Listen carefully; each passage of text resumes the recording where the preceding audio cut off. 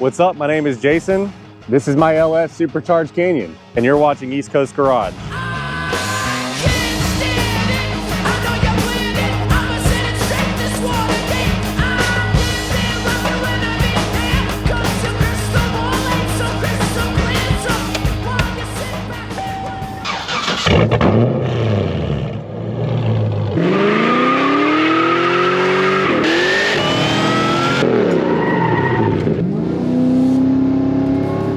Yeah, so I didn't know that these came with an LS motor from the factory until I met you.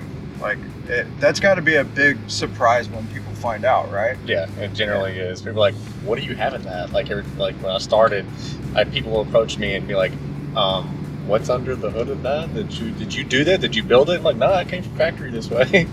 Yeah, because that's the other part. Everyone has LS swapped pretty much anything and everything at this point in time. But to have something like this that comes like so from the factory, I think it's cool.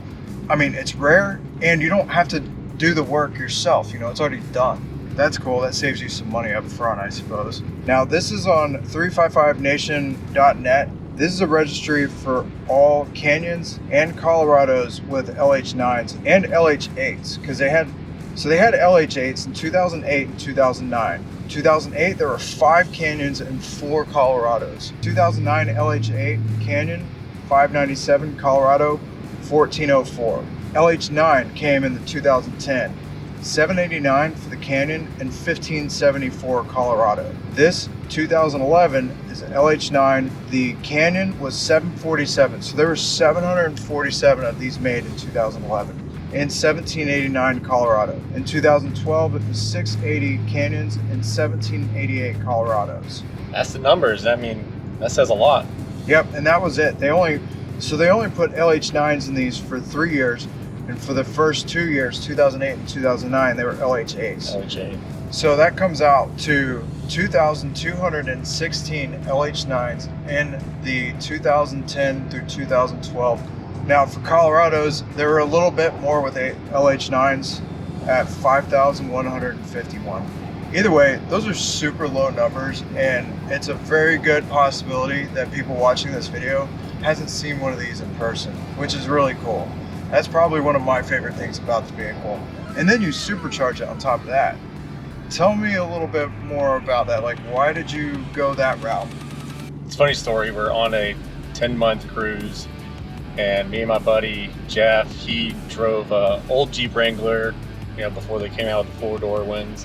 It had like 200,000 miles on it, and we were gotten into looking at superchargers for my truck. I was like, man, I wish I could do that someday. And then he started looking at Banks turbos for his Jeep. So when we got back, we rented a house together. We put a Banks turbo system in his Jeep Wrangler, which was pretty sick. And then I ordered my supercharger from Magnuson. And we put it in not even a month after we turboed his Jeep. And now it's a supercharged GMC. And you got it tuned, like dyno tuned and everything? So through Magnuson, they actually send you the whole bolt-on supercharger in a couple boxes. They send you a shipping label in a box, and you just send your ECU to them where they are in California, where we were stationed anyway. Yeah. And they flash it and send it right back to you. Funny story there, they sent me back the wrong ECU. They flashed it for a 6-liter. Huh. So it was a pretty big debacle, and I wasn't able to drive my truck for the better part of 3 weeks while I had to order a new ECU because they ruined it somehow. I can't remember exactly the process, but They ended up not costing me anything except a little bit extra time to receive that ECU before I could finally start it. Right. And when I started it, it was worth it. Yeah. So did it ever go on a dyno?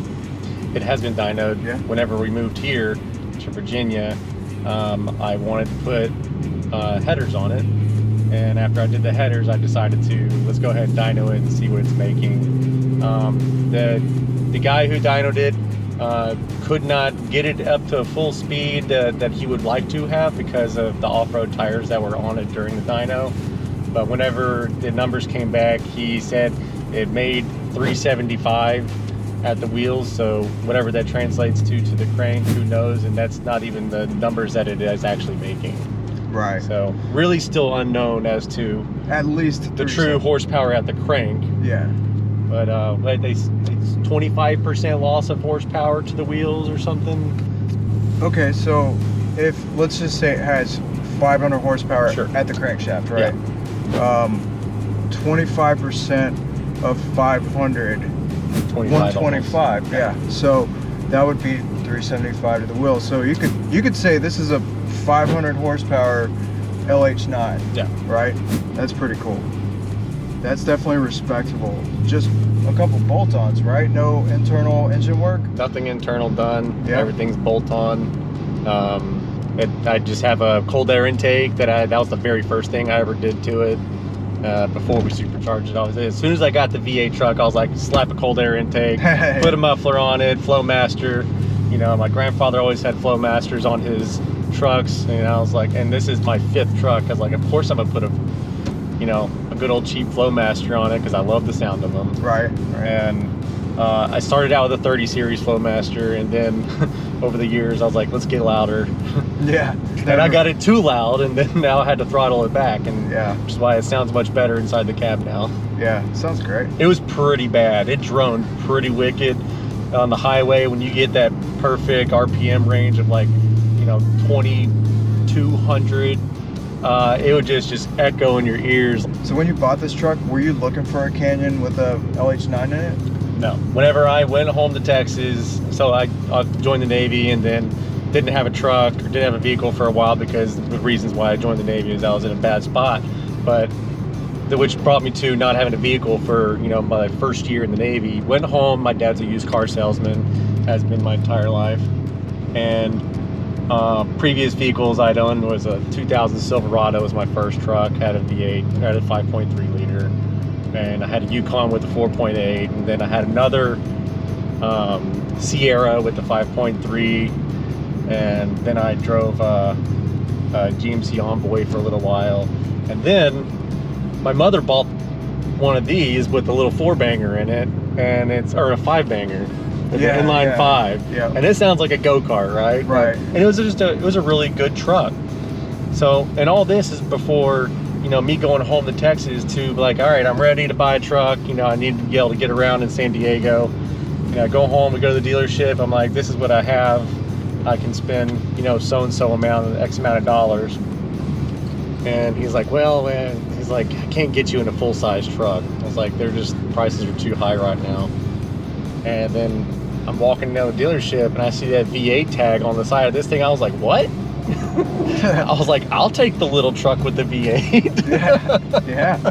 And from there on, that was it. Like we sealed the deal. I went home with that truck. I test drove it for 5 seconds and was like, yep, this is the one. We're going home with it. Nice. And I was excited. Fucking got the truck, the whole picture and everything, and drove it home to San Diego from Southeast Texas. Wonderful drive too. It's nice and quiet then. Now this had a 4L60 in it, right? From factory, I believe it was listed as a 4L60, but whenever I had the transmission built, I had a conversation with the builders, and they were like, you realize this isn't a 4L60 that you gave us, it's a 4L75. I was like, no, I'm not aware of that. And he's like, well, we're going to build you a beefed up 4L75. That's as you requested. Right. And I was like, okay, because I had to get under the car and I had to look at the color of the transmission harness connected to the transmission, and it was like 3 colors. They said, what color is it? And I was like, it's this color. And they're like, 4L75 all day. And I was like, okay, maybe that's what AAMCO did to me the first transmission I burnt up. Maybe they put the wrong transmission in. This is transmission number 3 for this truck, unfortunately. But this one's built for the horsepower now. Okay. What would you say to someone who's looking to buy one of these trucks? Not necessarily with the LH9 in it, but as a Colorado and a Canyon outside of the powertrain, I'm sure you know a lot about these vehicles and the quirks and whatnot. So I actually really do love my truck. I was a full-size truck owner and SUV owner prior to this, so I do miss having that space. I will say the back seat for the crew cab is not comfortable for adults. I'm 6'1", and I don't think I could ride long distance in the back seat of this truck. Front seat all day, perfectly fine. Other things that, I mean, I was telling you about the anti-lock feature, Chevy GMC in general. It may be an easy fix, but that's pretty annoying. Do have the security lockout feature. Off camera, before we started driving today, it locked out and we had to wait 10 minutes to start it up because of a security feature that GM has. Tell the viewers a little bit more about that, because that's like a GM problem in general, right? It is a GM problem, and it's not just Canyon or Colorado, it's also in the Sierras and the Silverados and maybe other vehicles too, because whenever I, Googling, trying to figure out what the heck to do with this thing, it always leads me down a rabbit hole of, oh, snip this wire, oh, do this part, throw this at it, change this connector. I would like to know the fix, and GM, even not even the dealerships, can really help you out. Whereas the forums will help you out, like 355 Nation, where I finally found, replace the ignition, and then you have to relearn your key has to relearn, the ECU has to relearn the key or whatever it is. And I haven't done that yet. Pretty annoying because, if you're in a hurry and you jump in the truck, you turn the ignition a little too hard, or I stick the key in too hard and turn it, you got nothing. You got nothing but light. So, and now you have to wait 10 minutes to the dot to start your truck. That's probably the worst feature of my truck. And you know what? I can deal with that. So not a good getaway vehicle. Nothing. If you're trying to buy one of these to run some heist or, robberies or something, look somewhere else. Yeah. But all jokes aside, maybe someone that's watching this also has had the issue and knows a good fix. So hit us up in the comments if you know how to fix that. Otherwise, it seems to be a mystery even from what I can tell.